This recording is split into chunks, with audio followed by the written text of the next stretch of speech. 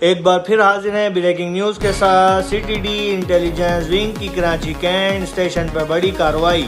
Pakistan railway کے 2 ملزمان ہتھیار اسمگل کرتے ہوئے گرفتار۔ ملزمان کے قبضے سے SMG اور پسٹل برآمد۔ گرفتار ملزمان میں ثناء اللہ اور گل اسلام شامل۔ Incharge CTD۔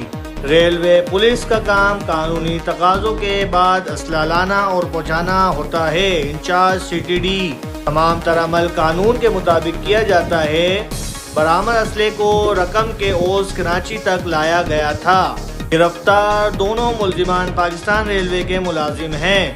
ملزمان غیر قانونی طور پر خیبر پختونخوا سے اسلحہ لائے تھے۔ گرفتار ملزمان نے اپنے ریلوے ملازم ہونے کا غلط فائدہ اٹھایا۔ ملزمان کو ہتھیار کے میں موجود اسلحہ ڈیلر نے دیے تھے۔ گرفتاری سے متعلق ریلوے حکام کو آگاہ کر دیا گیا ہے۔ راجہ عمر خطاب۔ رپورٹر شہریار علی گوری، K6 سٹی نیوز کراچی۔